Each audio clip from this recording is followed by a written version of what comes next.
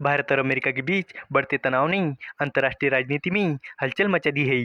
अमेरिकी राष्ट्रपति Donald Trump लगातार भारत को निशाने पर ले रहे हैं, खासकर रूसी तेल की खरीद को लेकर।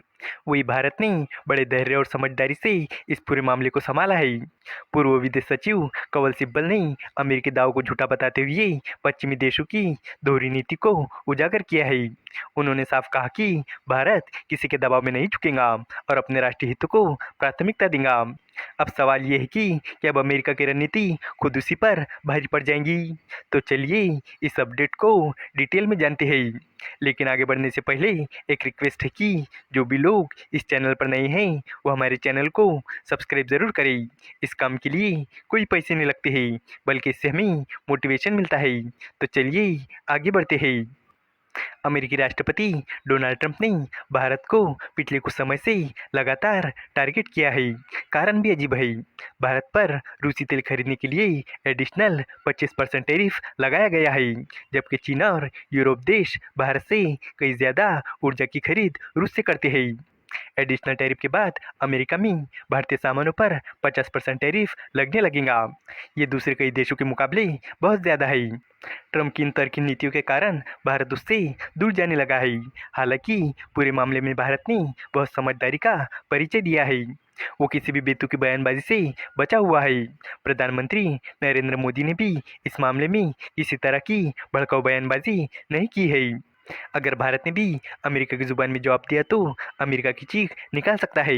भारत में तमाम अमेरिकी कंपनियां काम करती है। यह हर साल अरबों डॉलर यहाँ से कमाती है। हालांकि भारत का रुख इन पर पहले जैसा ही है। पूर्व विदेश सचिव कंवल सिब्बल ने भी इनकी बम्पर कमाई का जिक्र किया है। कंवल सिब्बल ने व्हाइट हाउस के व्यापार सलाहकार पीटर नवारो की आलोचनाओं का जवाब देते हुए कई अहम पहलुओं पर ध्यान दिलाया है। इनसे पता चलता है कि भारत भी अपने पर आ गया तो अमेरिका को काफ़ी नुकसान पहुंचा सकता है। पीटर नवारो ने फाइनेंशियल टाइम्स में लिखा था कि जब रूस ने यूक्रेन पर हमला किया तो उसके बाद भारत ने रूसी तेल ज़्यादा खरीदना शुरू कर दिया। नवारो का कहना है कि ये कदम भारत का अपने फायदे के लिए उठाया गया था और इससे दुनिया के वो प्रयास कमज़ोर हो गए जिनका मकसद रूस को अलग थलग करना था। सिब्बल ने कहा कि नवारो का ये बयान भारत के खिलाफ नफरत और गलत इरादों से भरा हुआ है। उनका कहना है कि कोई भी समझदार इंसान यूक्रेन में हो रही हिंसा और मौतों के लिए भारत को जिम्मेदार नहीं ठहरा सकता। सिब्बल ने पश्चिमी देशों की दोहरी नीति भी सामने रखी। उन्होंने बताया कि अमेरिका भी रूस से यूरेनियम और पैलेडियम खरीद रहा है, जबकि यूरोप और जापान रूस से बड़ी मात्रा में एलएनजी खरीद रही है। सिब्बल ने बताया कि रूसी राष्ट्रपति पुतिन ने अलास्का में कहा था कि ट्रंप के राष्ट्रपति बनने के बाद अमेरिका का रूस के साथ व्यापार 20% बढ़ गया है। 2024 में चीन ने रूस से लगभग 10.8 करोड़ टन कच्चा तेल इंपोर्ट किया।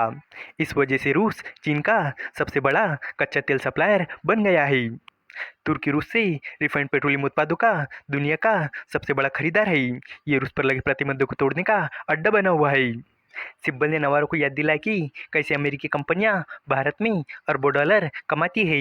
उन्होंने कहा कि अमेरिकी कंपनियां भारतीय बाजार से सालाना लगभग 85 बिलियन डॉलर कमाती है। इसमें वस्तु और सेवा से होने वाली इनकम के साथ निवेश और दूसरी एक्टिविटी से होने वाला मुनाफा भी शामिल है। लेकिन क्या यह आंकड़ा अमेरिकी कंपनियों की भारत से होने वाली पूरी कमाई को दर्शाता है? सिब्बल के अनुसार इस आंकड़े में शिक्षा, डिजिटल सेवाएं, कंसल्टिंग, इंटेलेक्चुअल प्रॉपर्टी और रक्षा बिक्री जैसे क्षेत्रों से होने वाली इनकम शामिल नहीं है।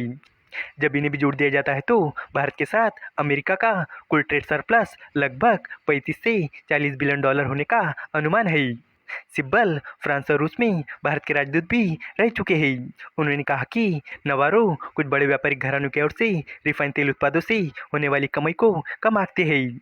उन्होंने कहा कि व्हाइट हाउस के व्यापार सलाहकार को ये देखना चाहिए कि अमेरिकी मल्टीनेशनल कंपनियां विदेशी ऑपरेशन से कितना मुनाफा कमाती है। सिब्बल ने बताया कि इंटेल, मोंडलीज, कोको कोला और एप्पल जैसी कई बड़ी अमेरिकी मल्टीनेशनल कंपनियों की कुल बिक्री का 2/3 या उससे ज़्यादा हिस्सा अमेरिका के बाहर होता है। अन्य बड़ी अमेरिकी एमएनसी अपनी बिक्री का 50% से ज़्यादा विदेश में करती है, जैसे कि Chevron, Pfizer, Alphabet, General Electric, Procter and Gamble और आईबीएम। सिब्बल ने कहा कि भारत एक आज़ाद देश है और वो अपनी विदेश नीति खुद तय करने का अधिकार रखता है। भारत किसी भी देश के दबाव में नहीं आएगा और वो अपने राष्ट्रीय हितों के अनुसार ही फैसले लेगा। इस वीडियो का कंक्लूजन यही है कि भारत और अमेरिका के बीच ये तनातनी साफ दिखाती है कि अंतर्राष्ट्रीय राजनीति अब केवल दबाव और टैरिफ पर नहीं टिक सकती। अमेरिका की दोहरी नीति और उसके तर्कहीन फैसले भारत जैसे बड़े बाजार के लिए भी नुकसानदेह साबित हो सकते हैं। कंवल सिब्बल ने सही कहा कि अमेरिकी कंपनियां भारत से अरबों डॉलर कमा रही है, इसलिए अगर भारत भी सख्ती दिखाएगा तो अमेरिका के लिए हालात मुश्किल बन सकती है। भारत ने अब तक धैर्य और सूझबूझ से काम लिया है और आगे भी अपने राष्ट्रीय हितों को ही प्राथमिकता देगा। उम्मीद है कि आपको ये जानकारी पसंद आई होगी और भी इसी तरह के इन्फॉर्मेटिव वीडियोस के लिए हमारे चैनल को सब्सक्राइब करें। धन्यवाद।